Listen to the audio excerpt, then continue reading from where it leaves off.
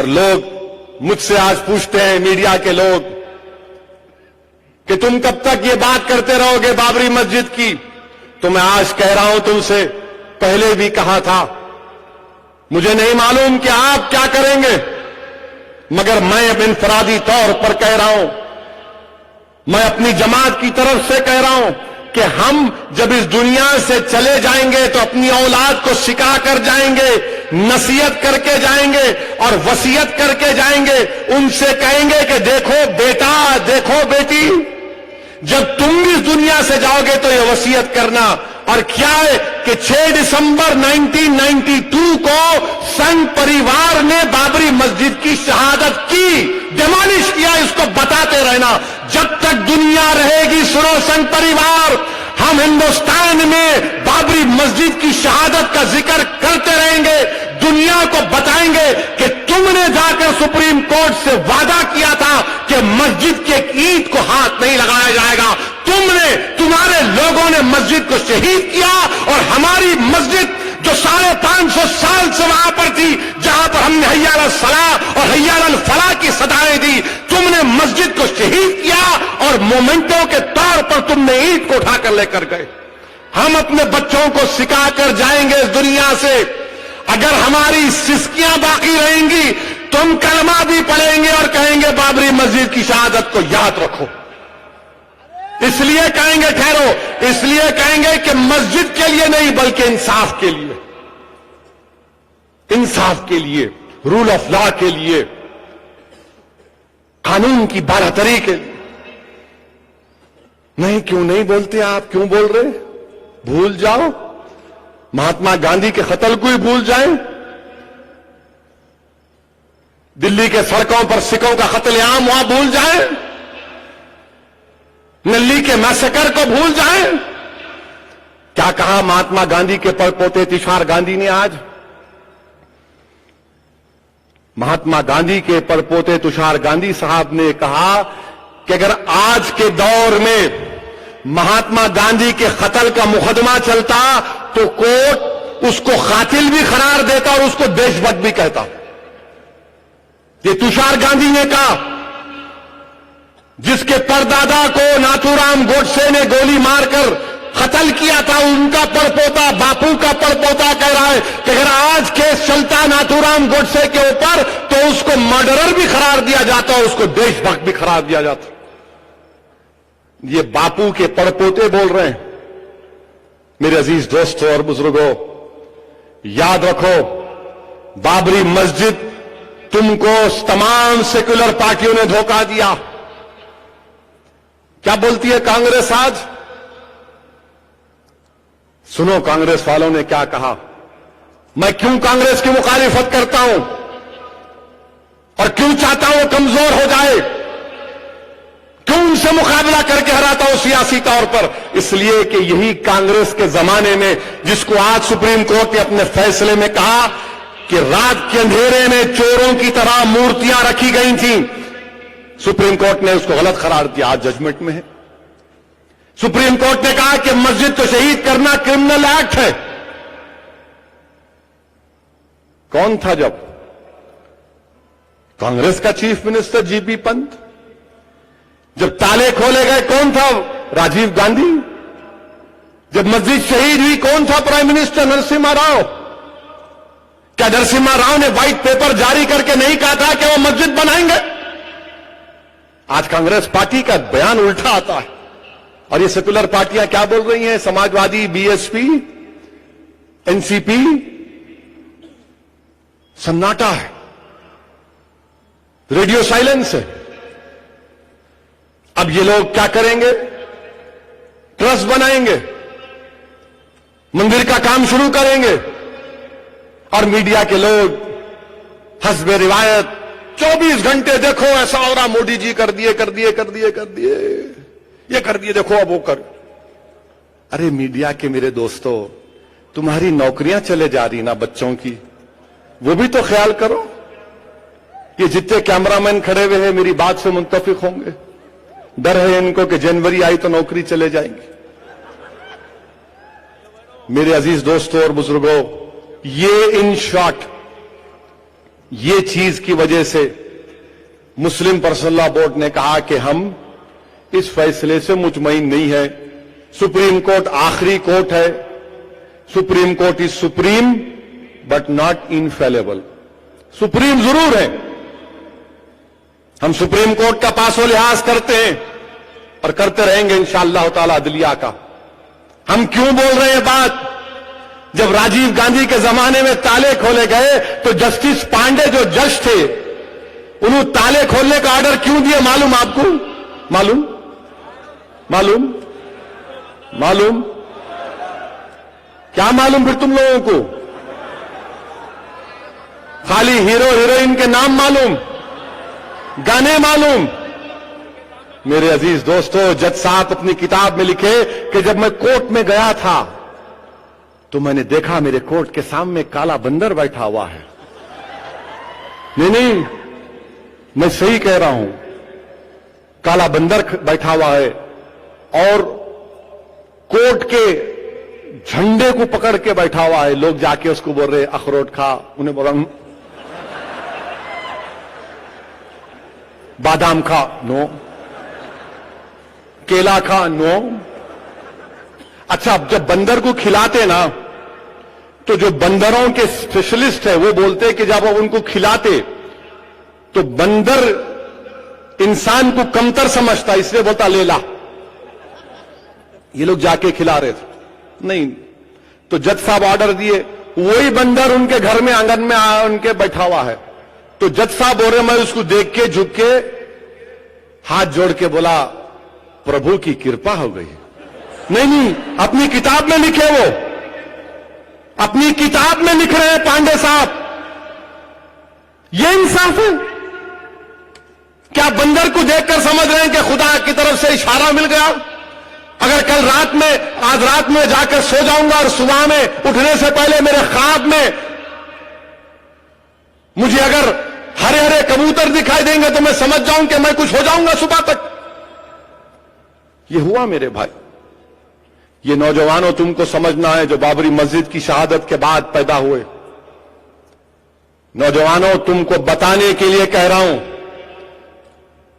میں نے اپنی جوانی میں بابری مسجد کی شہادت دیکھی, مگر افسوس مجھے یہ ہے کہ یہ جو بچے جو شہادت نہیں دیکھے آج ان کی بھی میموریز خراب ہو رہی ہیں, ان کی بھی میموریز خراب ہو رہی ہیں.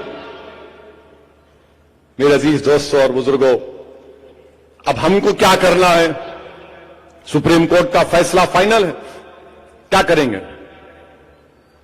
ہاتھ پہ ہاتھ رکھ کے روتے بیٹھ جائیں گے؟ آہیں بھر کے ہاتھ مسل کے بیٹھ جائیں گے؟ نہیں. پہلا کام ہم کو یہ کرنا ہے کہ ہم انشاءاللہ تعالی نا امیدی کو ہمارے قریب آنے نہیں دیں گے. اور میں تم سے بھیک مانگ رہا ہوں, میں تم سے صرف 2 چیزیں مانگ رہا ہوں. مجھے نا امید مت کرو آپ. میں تم سے صرف 2 چیز کی بھیک مانگ رہا ہوں. ایک یہ کہ جہاں تک میری آواز جا رہی ہے میرے عزیز دوستوں اور بزرگوں, ہندوستان کے غیور مسلمانوں, یہ وطن ہمارا ہے.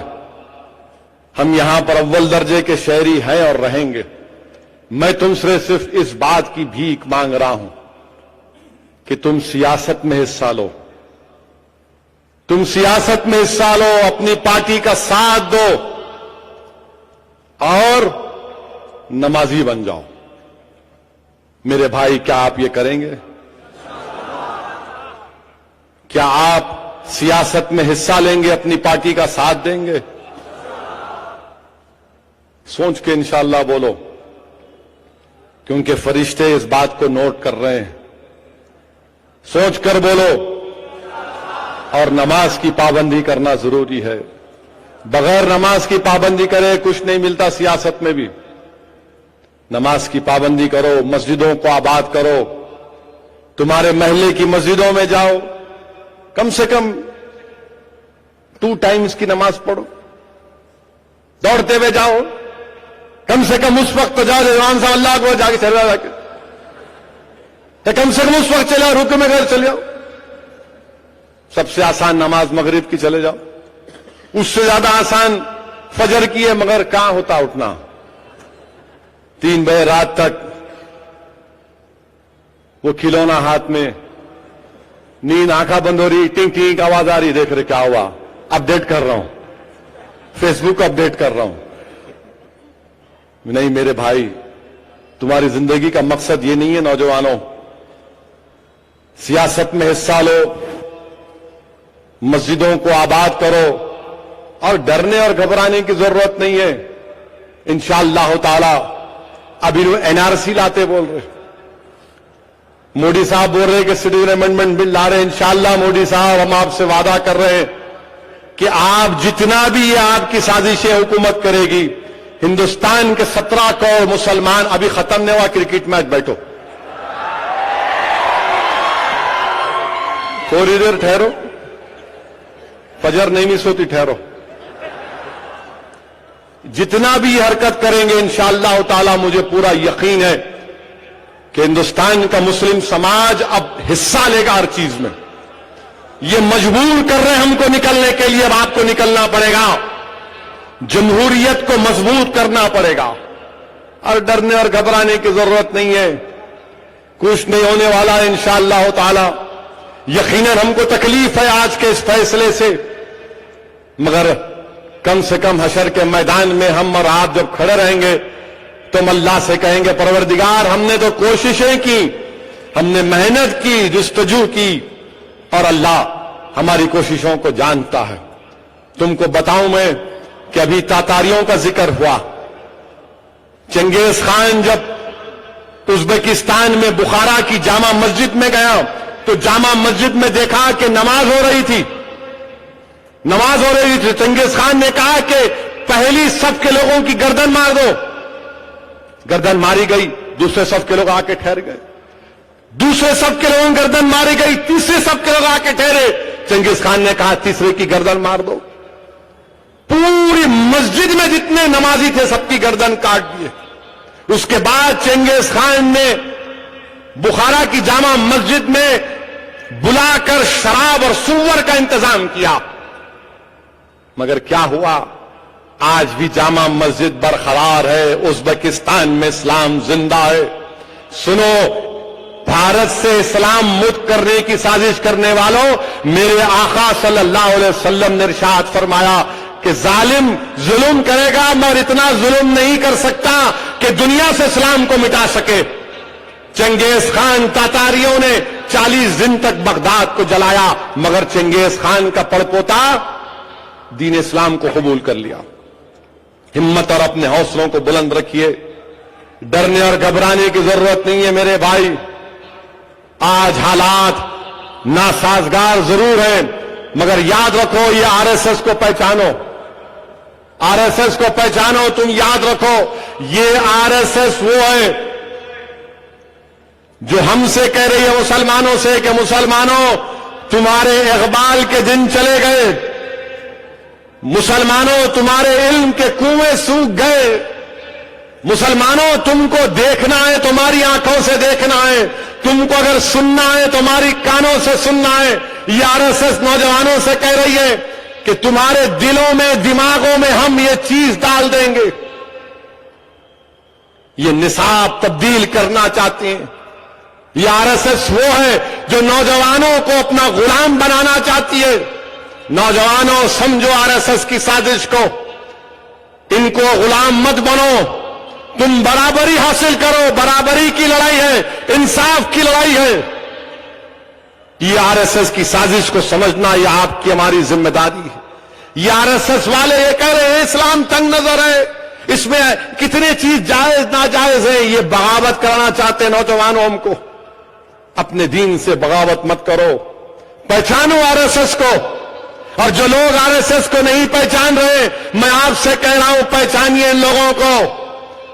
آر ایس ایس کہہ رہی ہے کہ نہیں ہمارے ایجنڈے میں نہیں ہے، ان کے ایجنڈے میں سب ہے۔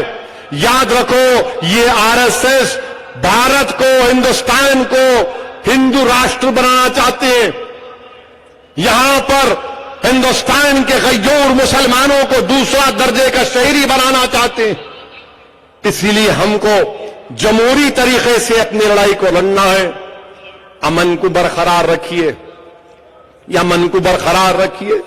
اور بہت سے لوگ بہت سے باتیں کریں گے. میرے مخالفین سے میں اتنا ہی کہوں گا کہ آپ اب میرا کچھ نہیں کر سکتے. میری رگوں میں جو خون دوڑ رہا ہے وہ شہادت کے لیے بے چین ہے. میں شہادت کے لیے بے چین ہے. تم ختم کرنا چاہ رہے ختم کر لو, مگر یاد رکھو جو یہاں سے آواز اٹھے گی انشاءاللہ تعالی وہ پورے ہندوستان میں آواز گونجے گی. اور میری